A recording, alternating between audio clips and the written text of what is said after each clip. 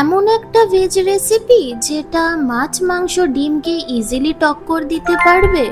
হ্যাঁ, এমনও কিন্তু রেসিপি হয় যেটা মানে আমাদের যেটা আমিষ রান্না হয় ইজিলি টক্কর দেওয়া যায়। তো বন্ধুরা, welcome back to my channel Payel tasty travel. আজকে কিন্তু তোমাদের জন্য একটা সেরা রেসিপি নিয়ে এসেছি।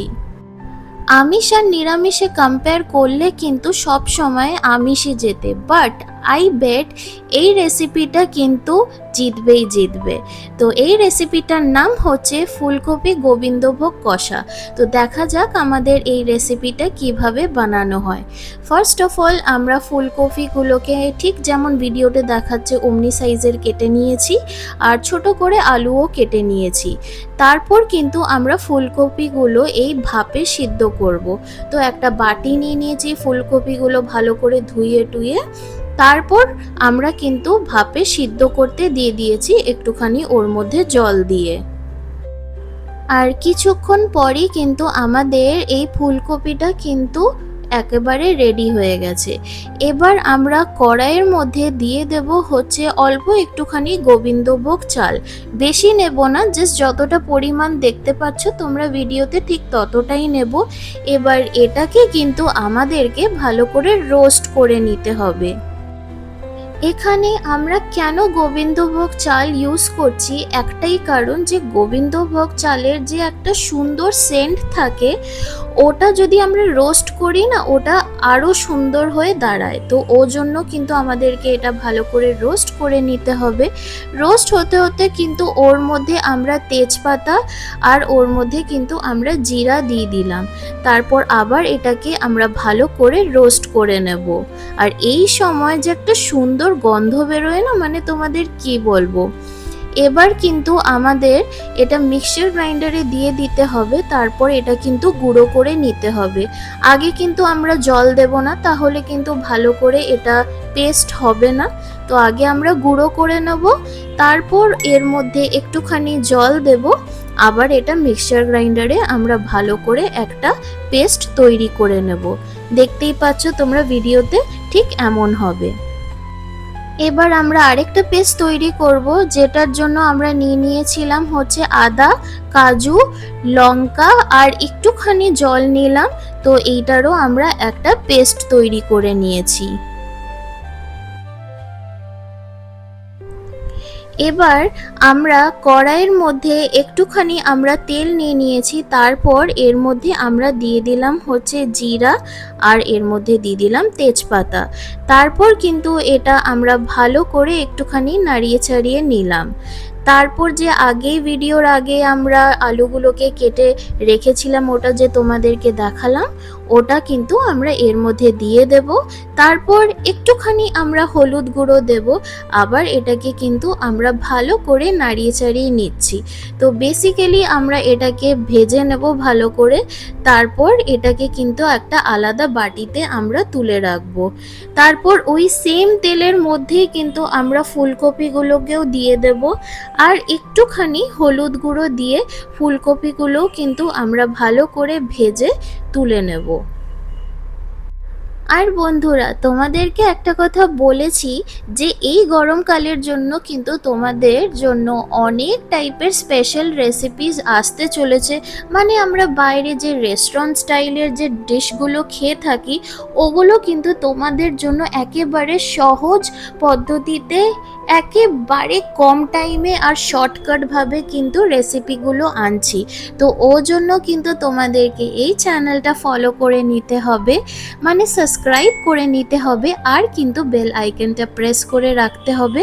তাহলেই কিন্তু এমন দারুণ দারুণ রেসিপির নোটিফিকেশনগুলো তোমরা একেবারে পেয়ে যাবে। ফুলকপিগুলো দেখতেই পাচ্ছ যে আমাদের ভাজা হয়ে গেছে। এবার আমরা কিন্তু ওই সেম বাটির মধ্যেই তুলে রাখছি। তারপর ওই একই কড়াইয়ের মধ্যে আমরা আরেকটুখানি তেল দিলাম। তারপর যে কাজুর পেস্টটা আমরা বানিয়ে রেখেছিলাম এই তেলটার মধ্যে কিন্তু আমরা দিয়ে দিলাম। তারপর আগের থেকেই কিন্তু আমরা দইটাকে ভালো করে ফেটিয়ে নিয়েছিলাম, তো দইটাও আমরা দিয়ে দিলাম।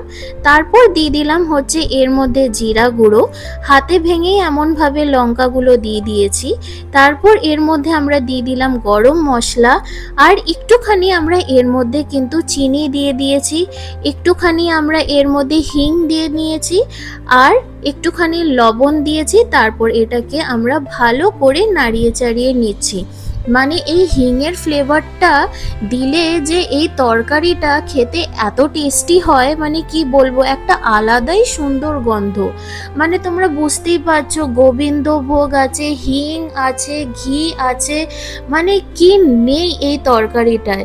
সত্যি এত ভালো লাগে না খেতে, মানে তোমরা গরম ভাত, রুটি, পরোটা যাই হোক সকলের সাথে এই তরকারিটা কিন্তু দারুণ লাগে। আর মশলাটা কিন্তু আমাদেরকে ভালো করে কষিয়ে নিতে হবে। তারপর কিন্তু আমরা এর মধ্যে আলুগুলোকে দিয়ে দিয়েছি। তারপর আমরা কিন্তু আবার এটাকে ভালো করে নাড়িয়ে চাড়িয়ে নিচ্ছি। এবার কিন্তু আমরা ফুলকপিগুলো এর মধ্যে দিয়ে দেব। তারপর আবার এটাকে আমরা ভালো করে মিক্স করে নেব।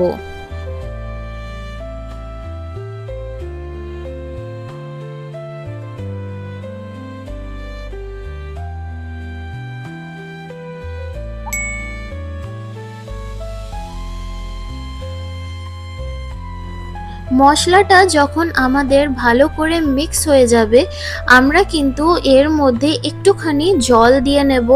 আবার এটাকে কিন্তু আমরা ভালো করে মিক্স করে নেব।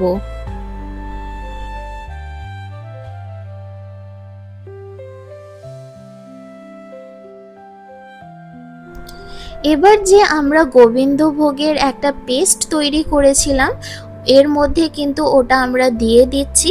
তারপর আবার এটাকে আমাদেরকে ভালো করে মিক্স করে নিতে হবে। এইটা দেওয়ার পর তরকারিটায় যে এত সুন্দর একটা গন্ধ বেরোয় না, মানে এই যে তোমাদেরকে আমি এক্সপ্লেন করছি, মানে লিটারেলি মুখের মধ্যে জল এসে যাচ্ছে। এবার দেখো আমাদের এই আলুগুলো কিন্তু ভালোভাবে সিদ্ধ হয়ে গেছে।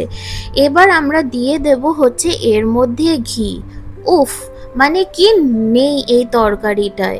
তারপর আবার এটা আমরা ভালো করে মিক্স করে নেব। এবার কিন্তু আমাদেরকে এটা আরেকটুখানি ভালো করে কষিয়ে নিতে হবে।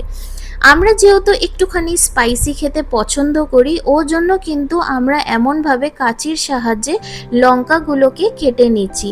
অ্যান্ড হিয়ার ইউ গো, আমাদের ফুলকপি গোবিন্দভোগ কষা ইজ রেডি।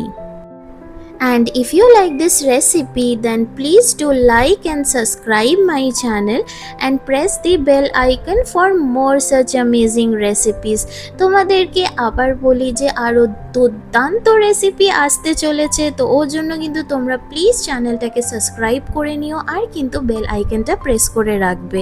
তাহলেই তো এমন টাইপের সুন্দর রেসিপি তোমরা নোটিফিকেশনে পেয়ে যাবে। And thank you for watching my video. এটা তোমরা বাড়িতে কিন্তু নিশ্চয়ই বানিও আর আমাকে জানাতে ভুলবে না কমেন্ট সেকশনে যে তোমাদের কেমন লাগলো। And by everyone, have a good day.